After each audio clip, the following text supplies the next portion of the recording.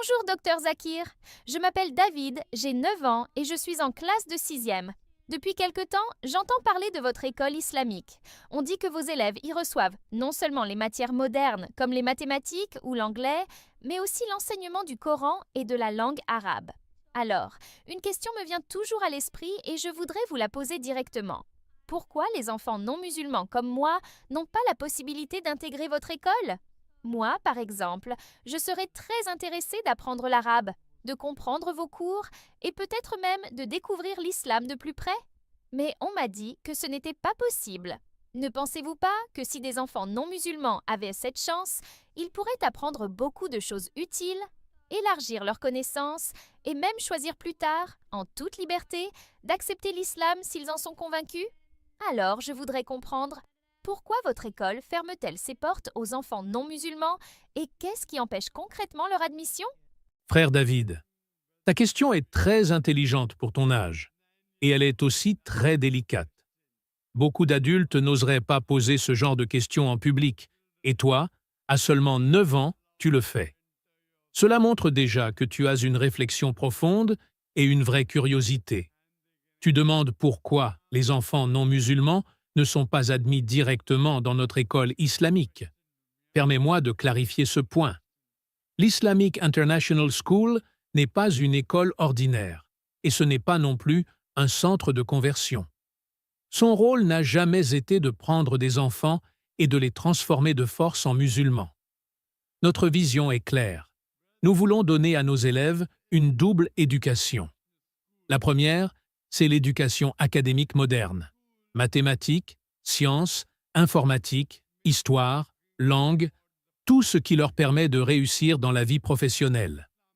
La seconde, c'est l'éducation spirituelle, l'apprentissage du Coran, de la langue arabe et la compréhension des valeurs et de la morale islamique. Maintenant, imagine un instant, frère David. Si nous commencions à admettre des enfants non musulmans très jeunes, comme toi, sans en parler avec leur famille, cela créerait un grand problème. Car dès qu'un élève entre dans notre école, il doit suivre toutes les matières sans exception. Cela signifie apprendre le Coran, participer aux cours islamiques, assister à nos conférences religieuses et vivre selon les règles de l'école qui sont basées sur l'islam. Alors, que se passerait-il? Si un enfant non musulman commençait à aimer l'islam et à s'y rapprocher, beaucoup de gens diraient « Regardez, on prend des enfants innocents, on les endoctrine, on les force à changer de religion. » Et ce n'est pas du tout notre objectif. L'islam n'est pas une religion qui s'impose par la contrainte. Allah dit clairement dans le Coran « Nulle contrainte en religion ». La foi doit venir du cœur, par conviction, pas par pression. C'est pour cela que nous avons établi une règle stricte. Si un enfant non musulman souhaite entrer, il faut que ses parents soient convaincus et qu'ils acceptent eux-mêmes les règles de l'école. S'ils donnent leur accord, alors il n'y a absolument aucun problème. L'enfant peut apprendre l'arabe, découvrir le Coran, recevoir une éducation de qualité, et tout cela dans la transparence et le respect. Nous ne fermons pas la porte aux non-musulmans. Mais nous voulons que ce soit fait correctement, avec l'accord des familles, et non pas d'une manière qui pourrait être perçue comme une manipulation. Frère David, il y a aussi un autre point très important. Nous devons respecter non seulement les règles de notre école, mais également les lois du pays dans lequel nous vivons. Si demain, des enfants non musulmans entraient dans notre école sans l'accord de leurs parents, certains pourraient nous accuser devant la loi en disant que nous tentons de convertir de force. Cela mettrait non seulement l'école en danger, mais cela donnerait aussi une mauvaise image de l'islam, comme si nous voulions imposer notre religion. Et tu sais bien que l'islam ne s'impose pas, il se choisit.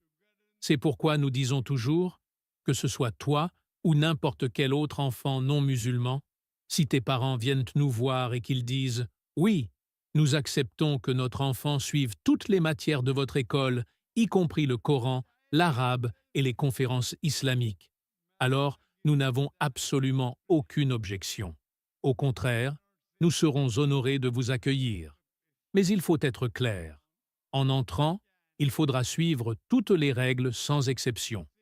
Par exemple, assister aux prières et aux conférences religieuses, apprendre la langue arabe comme une matière principale, lire et mémoriser des parties du Coran, comme le font les autres élèves, respecter les principes de discipline, d'éthique et de modestie propres à l'islam.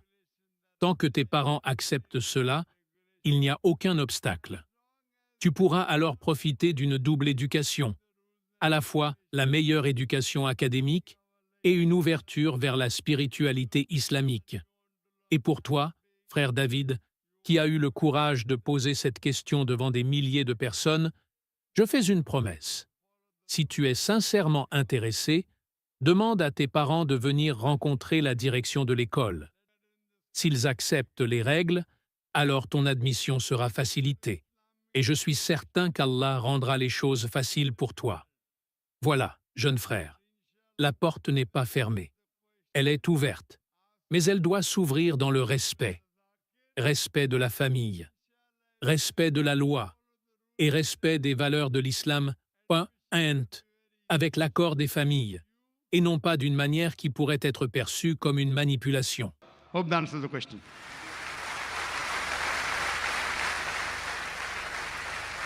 Avant de continuer, prends juste un instant. Like cette vidéo pour que le rappel atteigne d'autres frères et sœurs. Et abonne-toi maintenant, car les prochaines vidéos contiendront des enseignements que tu ne veux absolument pas manquer.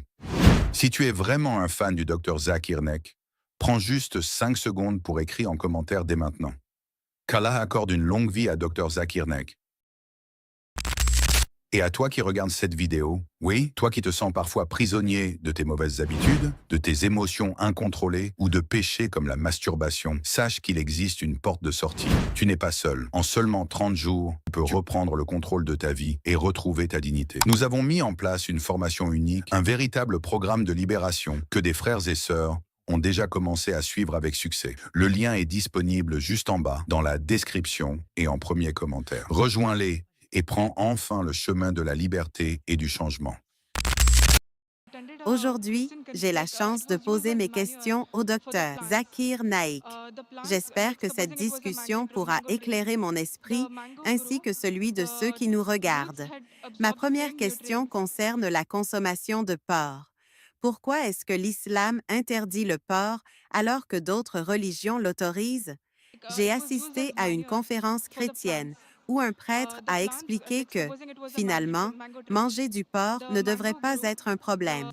Il a donné un exemple en disant que, tout comme un arbre absorbe des nutriments du sol, y compris du fumier, et produit des fruits que nous mangeons sans problème, pourquoi le porc serait-il alors interdit en islam?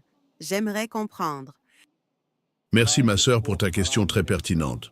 C'est un sujet que beaucoup de gens ne comprennent pas bien et je vais te donner une réponse détaillée qui prend en compte la religion, la science et la logique. Tout d'abord, en islam, le mot haram signifie interdit, quelque chose que Dieu a ordonné d'éviter pour notre bien. Ce n'est pas une interdiction arbitraire, mais une règle basée sur la sagesse divine et les bienfaits pour l'être humain. Avant d'entrer dans les explications scientifiques, parlons d'abord des fondements religieux. En islam, l'interdiction du porc est clairement mentionnée dans plusieurs versets du Coran. Allah dit, Sourate Al-Baqarah, « Il vous est interdit la bête morte, le sang, la chair de porc et tout ce sur quoi un autre nom que celui d'Allah a été invoqué. » Sourate Al-Maïda, « Il vous est interdit la chair de porc, car c'est une impureté. » Et ce n'est pas seulement dans l'islam. Beaucoup de gens ne savent pas que la Bible aussi interdit la consommation de porc. Dans l'Ancien Testament, on trouve plusieurs passages clairs sur ce sujet. Lévitique.